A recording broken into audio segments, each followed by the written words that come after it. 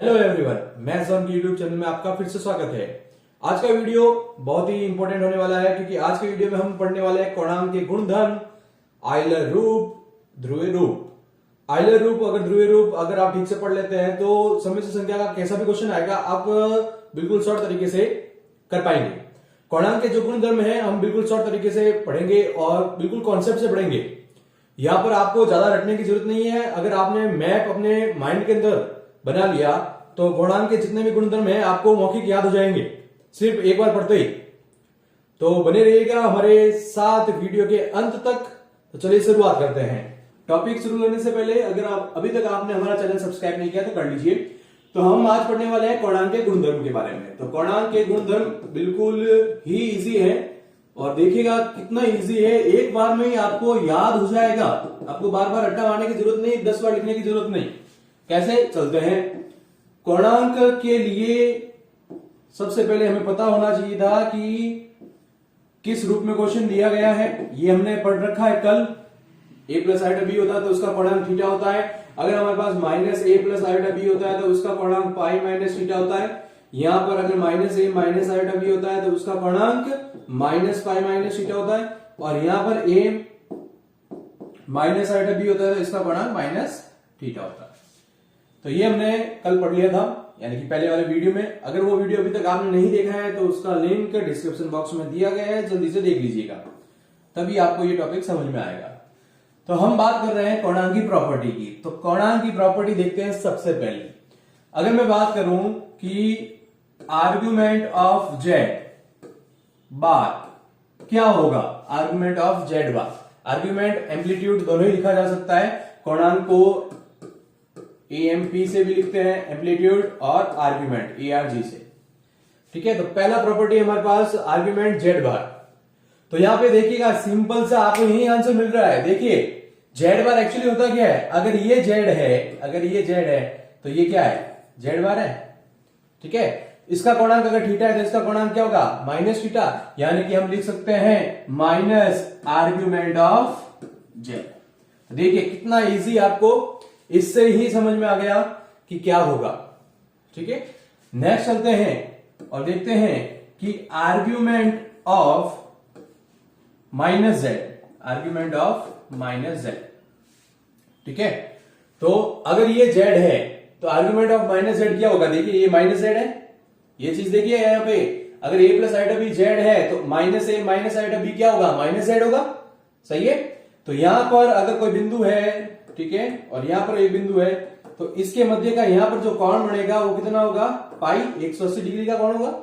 तो यहां पर याद रखिएगा कि इनका जो अंतर होता है, इनका जो अंतर होता है वो हमेशा क्या होता है, पाई होता है। तो इस प्रॉपर्टी को हम लिख सकते हैं कि आर्ग्यूमेंट माइनस जेड होगा पाई प्लस आर्ग्यूमेंट जेड। ठीक है, पाई प्लस आर्ग्यूमेंट जेड।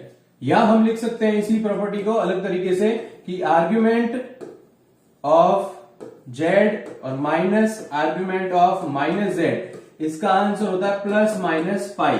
याद रखिएगा प्लस माइनस पाई क्यों लिखा, प्लस माइनस पाई क्यों लिखा। अगर आपके कोण की दिशा एंटी क्लॉकवाइज है, अगर कोण की दिशा क्या है, एंटी क्लॉकवाइज, तो ये प्लस का पाई होगा, और क्लॉकवाइज हुआ तो ये माइनस का पाई होगा।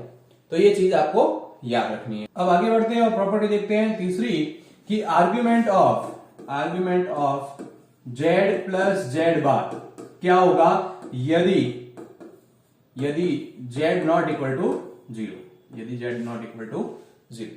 तो यहां पे देखिए जेड क्या है, a प्लस आइटा बी है, जेड बार क्या है, a माइनस आइटा बी है। अगर इन दोनों को जोड़ू तो मेरे पास a और a यानी 2a वास्तविक भाग बचेगा। और वास्तविक भाग का आपको पता है कि क्या होता है, वास्तविक भाग का कोणांक, वास्तविक भाग का कोणांक आपको पता है, या तो जीरो होता है या फिर पाई होता है। जीरो या पाई लिख सकते हैं हम, जीरो या पाई। अगर जेड ग्रेटर देन जीरो हुआ, अगर जेड ग्रेटर देन जीरो हुआ तो आपके पास क्या हो जाएगा, आंसर कोणांक में जीरो, और जेड अगर लेस देन जीरो हुआ तो कोणांक क्या हो जाएगा, पाई। तो इस प्रकार से प्रॉपर्टी बेस पे क्वेश्चन पूछे जा सकते हैं। हम कुछ क्वेश्चंस भी देखेंगे प्रॉपर्टी करने के बाद में, जिससे आपको आइडिया लगेगा। तो बिल्कुल कितना इजी लग रहा है। देखिए अगली property, argument of Z minus Z bar. अगर इसको और इसको माइनस करूं तो हमारे पास क्या बचेगा, काल्पनिक भाग बचेगा। ठीक है, तो यहां पे लिख सकते हैं यदि z not equal to r, यानी काल्पनिक भाग बचेगा। तो काल्पनिक भाग का हमने देखा था क्या होता है, पाई बटा 2 या फिर माइनस का पाई बटा 2। z अगर अब यहां पर धनात्मक हुआ तब तो बनेगा पाई बटा 2, और अगर ऋणात्मक हुआ तो माइनस का पाई बटा 2। ये हमने पहले वाले वीडियो में देख लिया था कि यहां पर जब भी आता है ये y एक्स होता है, ये x एक्स होता है। y एक्स पर हमेशा यहां पर अगर ऊपर वाले भाग में धनात्मक भाग में आता है तो उसका कोणांक पाई बटा 2, नीचे वाले में माइनस पाई बटा 2। यहां पर हमेशा 0 और इस तरफ आता है तो पाई। तो ये कुछ प्रॉपर्टीज आ गई। अब आगे चलते हैं और देखते हैं कि आर्ग्यूमेंट ऑफ, पांचवी प्रॉपर्टी हमारे पास, आर्ग्यूमेंट ऑफ यानी कोणांक z इंटू जेड बार क्या हुआ। मैं आपको यहां पर क्वेश्चन की फॉर्म में देख लेता हूं, यहां पे लिख लेते हैं बी सी और डी। यहां पे लिख देता हूं मैं आर्ग्यूमेंट ऑफ जेड बार होगा पाई बटा 2, 0 माइनस पाई बटा 2 या पाई। तो अगर आपको याद है और आपका बेसिक कॉन्सेप्ट क्लियर है तो मैथ्स के अंदर एक ही चीज है, अगर आप रट्टा मारने की कोशिश करेंगे तो यहां पर हालत खराब होने वाली है आपकी। तो आर्ग्यूमेंट ऑफ जेड बार क्या होगा, पाई बटा 2, 0 माइनस पाई बटा 2 और पाई। अगर आपका आंसर आता है तो लाइव चैट के दौरान आप आंसर लिखा करें और देखते हैं कि ये क्या बोलता है। तो अगर आपको बेसिक कॉन्सेप्ट पता है कि a अगर आयोटा b है तो जेड बार क्या होता है, जेड बार होता है a माइनस आयोटा b। तो z इंटू जेड बार क्या होता है हमारे पास a plus iota b into, अगर आपके पास बेसिक कॉन्सेप्ट है तो आप एग्जाम के टाइम में भी फटाफट ऐसे बना के कर सकते हैं। ये क्या आता है, a square plus b square आता है, और ये पार्ट हमेशा क्या होगा, वास्तविक होगा। ये क्या होगा, वास्तविक होगा कि नहीं होगा, ये वास्तविक होगा। और ये मान क्या होगा, हमेशा 0 और 0 से बड़ा होगा कि नहीं होगा, चेक कीजिए। यहां पर एक चीज याद रखिएगा, 0 के बराबर नहीं होना चाहिए, 0 के बराबर नहीं होना चाहिए। क्यों नहीं होना चाहिए, क्योंकि हमने पढ़ा था कि 0 का कोणांक अनिर्धारित है। तो यहां पर अब ऑप्शन क्या आएगा, अब ऑप्शन आएगा हमारे पास यहां पर 0 या पाई, हमारे पास आंसर आएगा 0। ठीक है, तो ये चीज याद रखिएगा, क्योंकि a square plus b square हमेशा क्या होता है, वास्तविक होता है और धनात्मक होता है। नेक्स्ट प्रॉपर्टी हमारे पास कि आर्ग्यूमेंट ऑफ जेड इनवर्स क्या होगा। तो इसके लिए आपको पता होना चाहिए कि जेड इनवर्स क्या होता है। जेड इनवर्स होता है Z bar upon mod of Z square. यानी कि अगर मेरे पास जेड है a प्लस आयोटा b, तो जेड इनवर्स क्या होगा, जेड इनवर्स होगा a minus iota b upon, यहां पे हो जाएगा अपने पास ब्रैकेट के अंदर a square plus b square. ठीक है, यहां पर अंडररूट नहीं लगाना क्योंकि मैंने यहां पे स्क्वायर लगाया। तो अब ध्यान दीजिए कि जब मेरे पास एक सम्मिश्र संख्या ऐसे आ गई है तो अब यहाँ पे पता चल रहा है कि ये प्लस आइटा बी था, ये वही माइनस आइटा बी है, ये प्लस आइटा बी है, ये माइनस आइटा बी है, यानी कि संयुग्मी बन चुका है। नीचे वाले का हर का मतलब नहीं है अपने पास, कोणांक जब निकालते हैं हर का कोई मतलब ही नहीं है, यहाँ पे ध्यान रखिएगा शॉर्ट ट्रिक में। तो याद रखिएगा कि जेड इनवर्स क्या हो जाएगा, जेड इनवर्स क्या होगा, जो संयुग्मी का होता था। संयुग्मी हमने देखा था, हमने पहला ही पॉइंट पढ़ा था, देखिएगा बता देता है वापस। ये रहा संयुग्मी, आर्ग्यूमेंट ऑफ जेड बार क्या होता है, माइनस आर्ग्यूमेंट ऑफ जेड। तो हम इसको क्या लिख सकते हैं, हम इसको लिख सकते हैं आर्ग्यूमेंट ऑफ जेड बार, या लिख सकते हैं आर्ग्यूमेंट ऑफ माइनस, यहां पे माइनस लगा देते हैं, माइनस आर्ग्यूमेंट ऑफ जेड। ठीक है, तो ये एक और प्रॉपर्टी बन चुकी है। अगर आपको बेसिक फॉर्मूले आते हैं, अगर आपको क्या आते हैं बेसिक फॉर्मूले, तो आप किसी भी फॉर्मूले को जनरेट कर सकते हैं एट प्रेजेंट, हाथों हाथ, 1 मिनट भी आपको नहीं लगेगा। और फिर आप यदि फिर अगर आप यदि रट्टा मारने की कोशिश करते हैं तो आप कितना रट्टा मारेंगे आप खुद देखिए। ठीक है, आगे चलते हैं, नेक्स्ट प्रॉपर्टी देखते हैं। नेक्स्ट प्रॉपर्टी के लिए हम एक फॉर्मूला पढ़ेंगे और वो है हमारे पास एक तो ध्रुवीय रूप का और एक आयलर रूप का।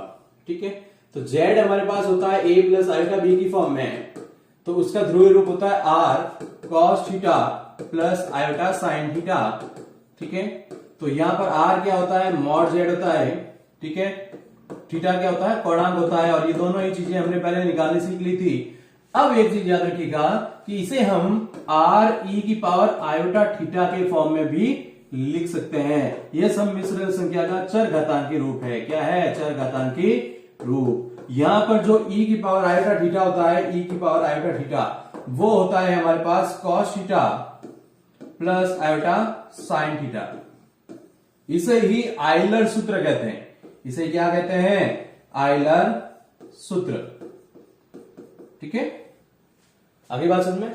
तो अब इसका यूज करके हम बाकी की प्रॉपर्टी कैसे देखेंगे जल्दी से देखते हैं। वरना अगर आप आरबीएससी की बुक देख रहे हैं ओल्ड सिलेबस की, तो उसमें जो कोणांक की प्रॉपर्टी है प्रूव करने के बहुत लंबे मेथड है।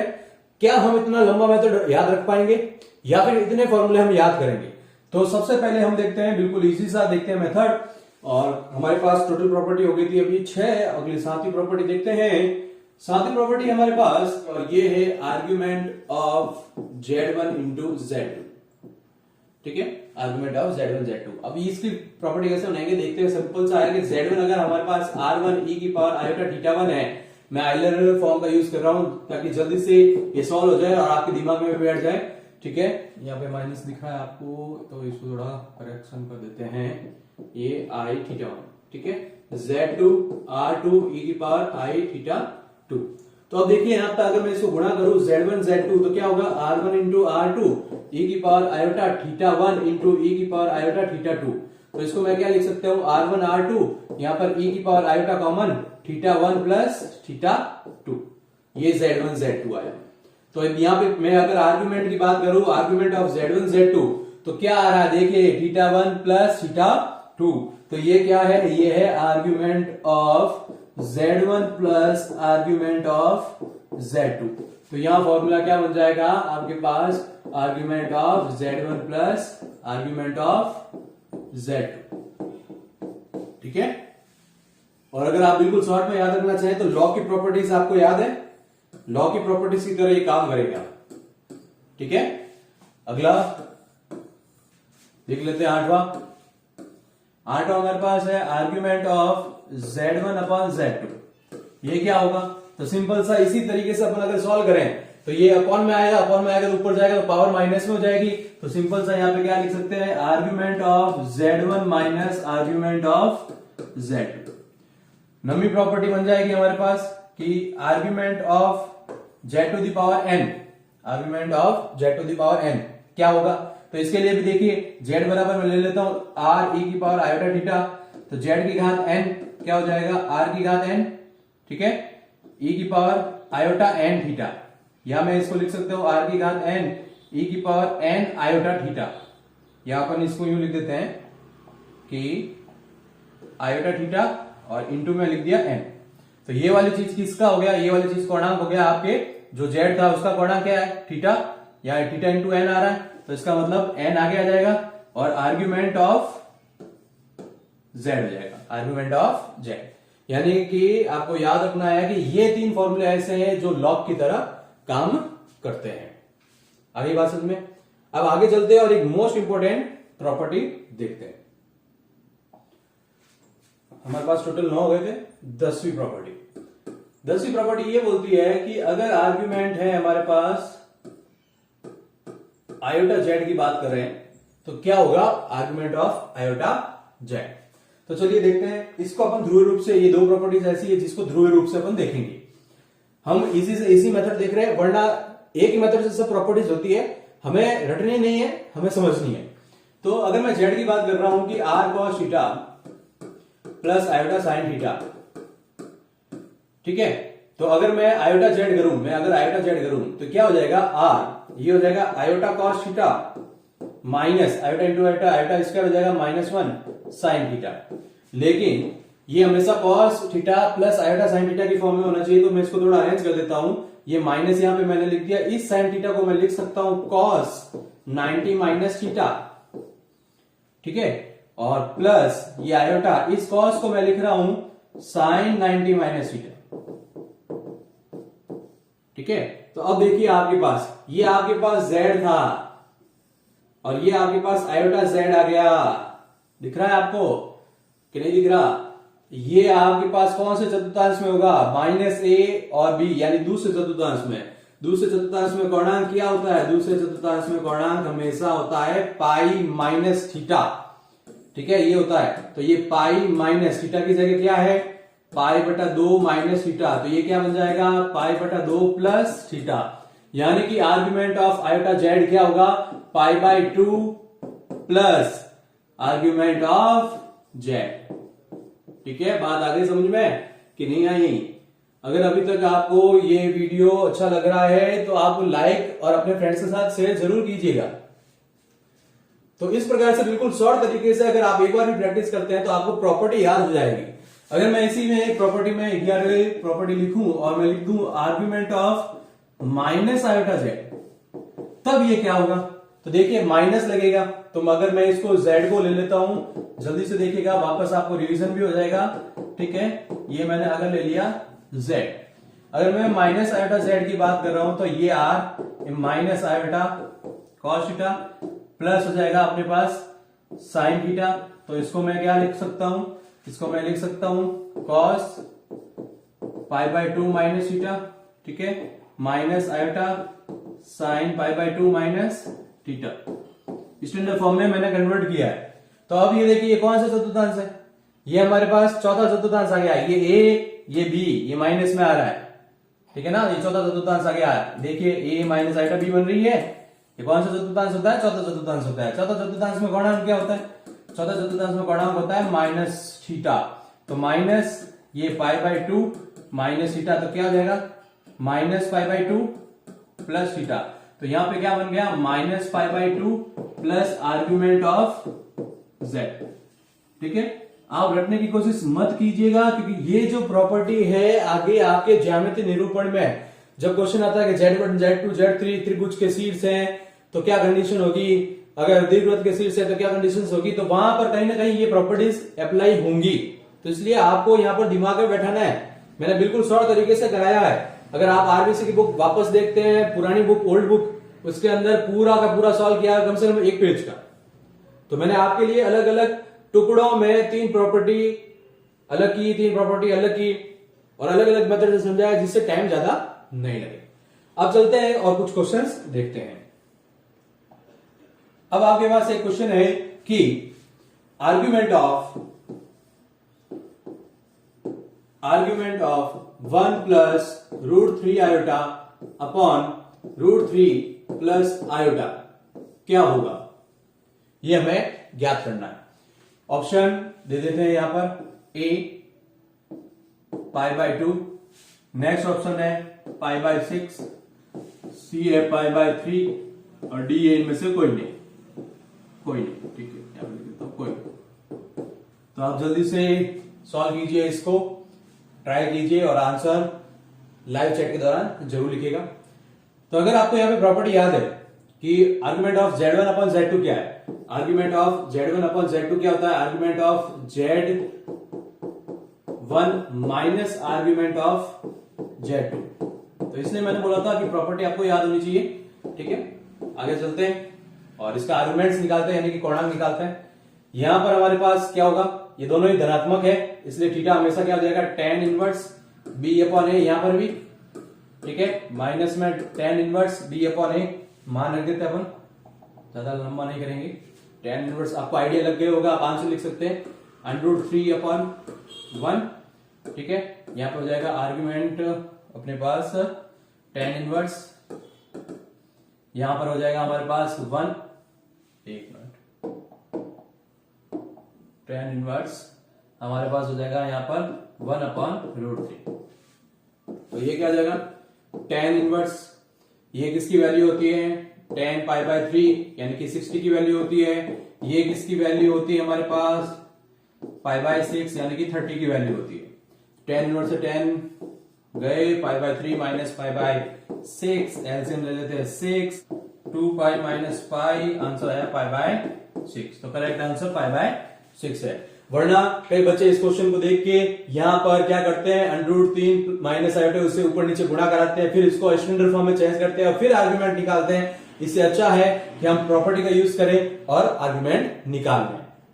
ठीक है, नेक्स्ट क्वेश्चन देखते हैं। नेक्स्ट क्वेश्चन है हमारे पास कि argument of 3 plus iota upon 2 minus iota plus 3 minus iota upon 2 plus iota क्या होगा? ऑप्शन है हमारे पास 0, पाई, माइनस पाई बाय 2 और डी है प्लस पाई बाय 2।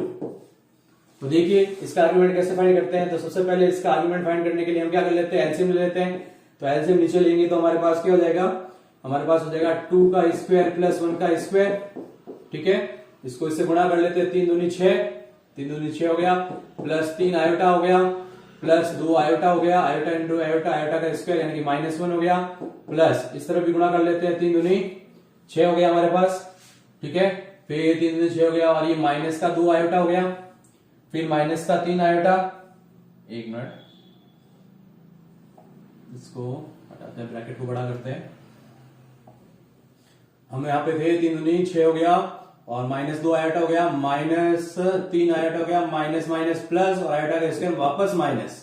तो यहां पे देखिए कि 2 आयोटा से 2 आयोटा कैंसिल, ठीक है, यहां पर ये 3 आयोटा से 3 आयोटा भी कैंसिल। तो कुल मिला के ऊपर हमें क्या मिल रहा है, आर्ग्यूमेंट ऑफ, ये हो गया 6 और 6 12, और 2 हो गया 10, नीचे हो गया 2 दूनी 4 और 5।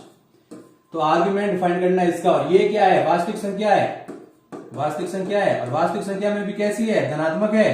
तो धनात्मक वास्तविक संख्या का क्या होता है, पूर्णांक। आपको याद होगा, जल्दी से अब तो लिख दीजिए अगर अभी तक आपने नहीं लिखा है, 0 या पाई, ए या बी, तो आंसर होगा ए। धनात्मक वास्तविक संख्या का जो पूर्णांक होता है वो हमारे पास ये होता है 0, ठीक है।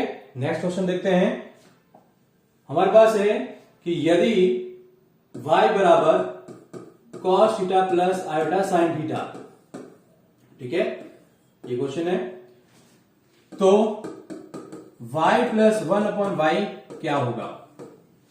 अब बच्चे क्या करते हैं, यह स्टूडेंट्स क्या करते हैं कि यूं लिखते हैं इसको, cos theta plus iota sine theta, और sorry 1/cos theta plus iota sine theta, ऐसे लिखते हैं, एलसीएम लेते हैं और सॉल्व करने की कोशिश करते हैं, जो कि पूरी तरीके से गलत। कितना लंबा क्वेश्चन होगा, आप कंपटीशन फाइट कर रहे हैं। तो अगर आपने आइलर सूत्र पढ़ रखा है तो आप इसको क्या लिखेंगे, आप इसको लिखेंगे cos theta plus iota sine theta बराबर e की पावर आयोटा थीटा, ठीक है कि नहीं है। ये हो गया आपके पास y, तो यहां पर आप वैल्यू पुट कीजिए, y प्लस 1/y में आप क्या लिखेंगे, e की power iota theta plus upon में यहां हो जाएगा e की पावर आयोटा थीटा। तो मैं इसको लिख सकता हूं e की power iota theta plus e की पावर माइनस आयोटा थीटा। अब इसको वापस कन्वर्ट कर देते हैं, ये हो जाएगा cos theta plus iota sine theta, ठीक है, और ये हो जाएगा cos theta minus iota sine theta. यहां पर हमेशा यहां देखिएगा काल्पनिक का ही चिन्ह चेंज होता है, वास्तविक का नहीं होता है। माइनस आयोटा लिखा हुआ ना, इसलिए माइनस आयोटा लिखा, तो ये दोनों कैंसिल हो गया, cos और cos 2 cos थीटा, तो y प्लस 1/y। तो कैसा लगा ये क्वेश्चन।